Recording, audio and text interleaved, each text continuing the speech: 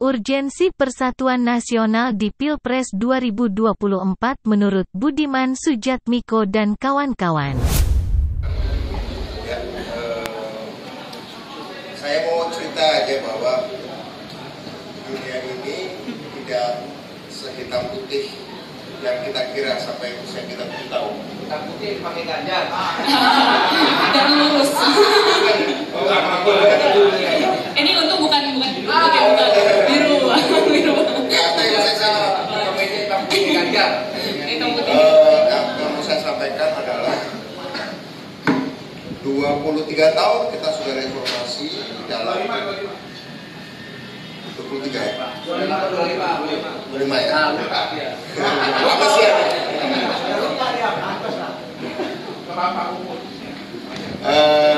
Maksud saya begini, ada perjalanan banyak hal di mana memang pada waktu itu kita mendorong perlawanan, mendorong demokrasi itu adalah keharusan sejarah. Tahun 98 itu, 96, 97, 98. Kita memisahkan diri dari unsur-unsur bangsa Indonesia yang Orde Baru, itu adalah keharusan sejarah. Sudah 30 tahun lebih, memang kita harus melawan. Dan memang pada masa itu, sistem yang ada tidak mampu secara liar, agile, dan lentur menghadapi pergeseran-pergeseran akibat krisis ekonomi, krisis moneter, di mana banyak pembangunan yang koruptif dan otoritarian birokratik memang harus dijebol. Dan kita waktu mendambakan kebebasan.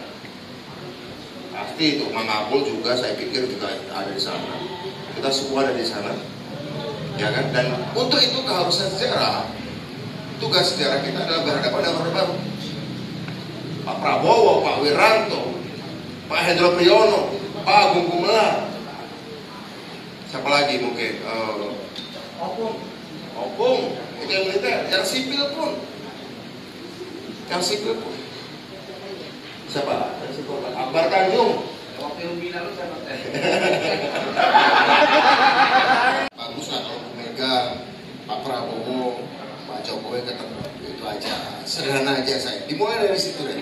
Ini sama seperti dulu Ciganjur kan teman-teman juga menghadirkan Gus Dur, Bu Mega, Pak Amin Rais dan HBX ya.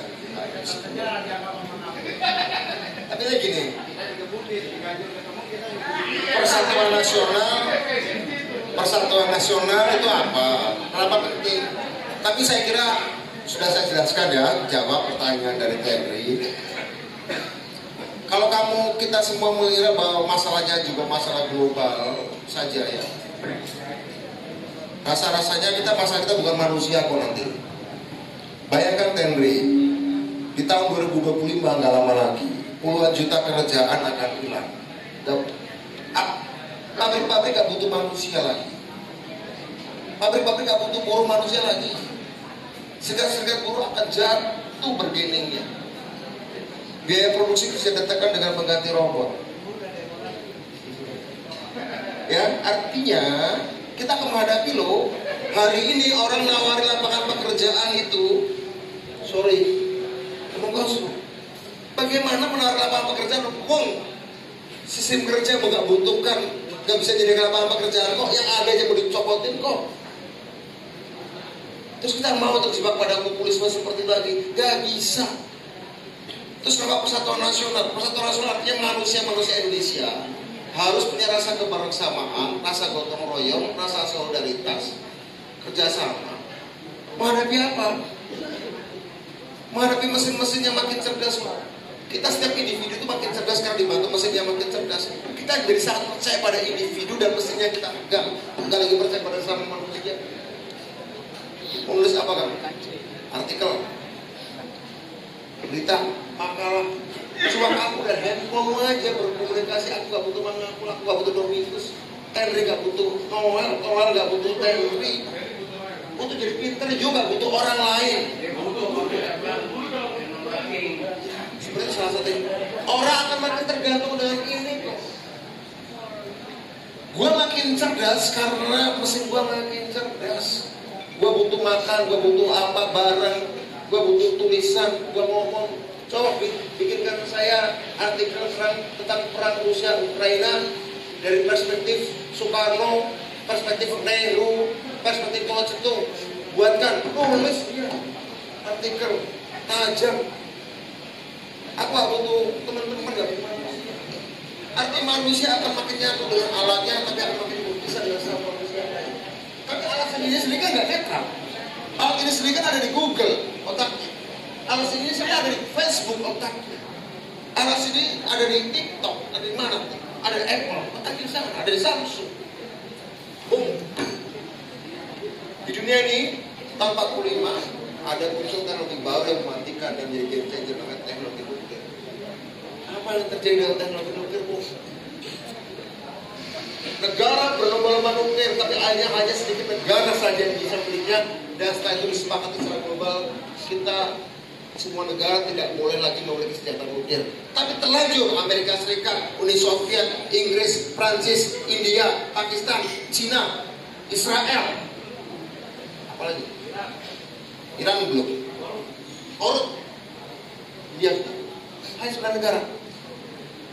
Langsung teknologi itu dikuasai oleh segelintir dan itu tutup. Kalian nggak boleh.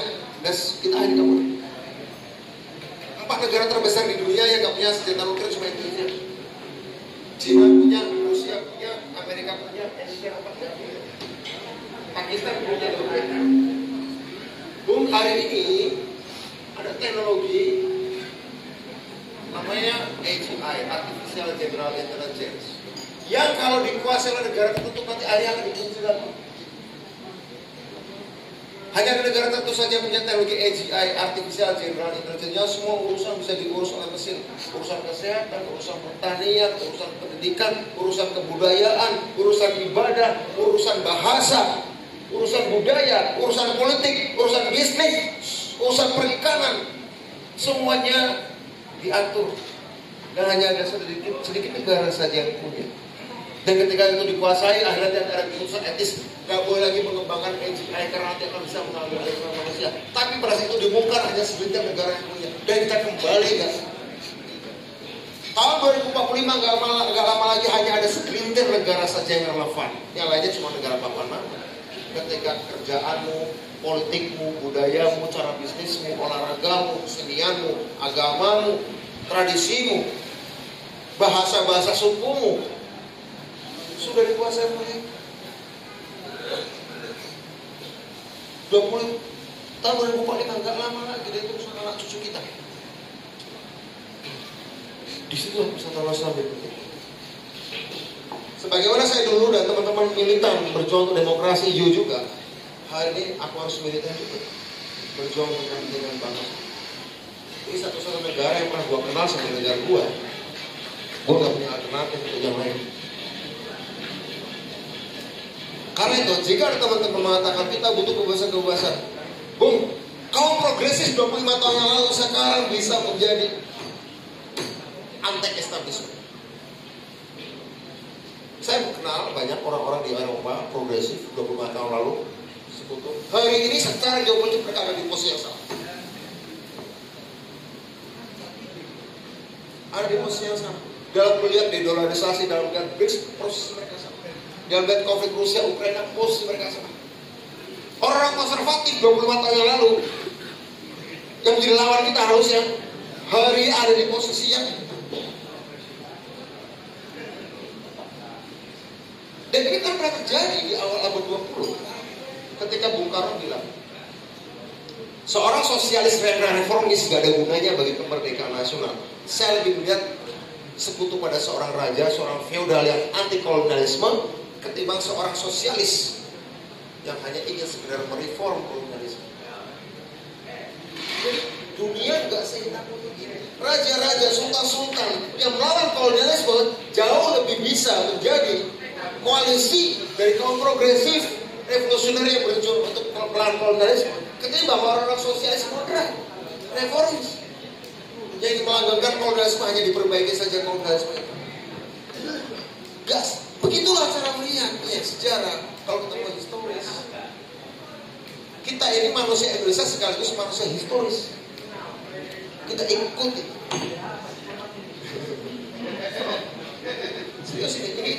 masalah serius banget. Jangan disempitkan ini soal pilpres. Pilpres hanya sekedar agenda kalender yang 5 tahun lagi akan muncul lagi. Mungkin besok aku kalah, mungkin besok aku menang, mungkin suatu saat Terry kalah, Terry menang. 5 tahun lagi bisa direvisi, ya. Soal pilpres ini 5 tahun sekali bisa kita revisi. Tapi soal posisi global kita dalam pacuan peradaban, teknologi tadi itu, revisinya setiap 25 tahun sekali. Kalau kita tell me lagi, kita bolot lagi, nunggu 25 tahun lagi. Ya. Kalau kita tell me lagi, bolot lagi, 25 tahun lagi kita.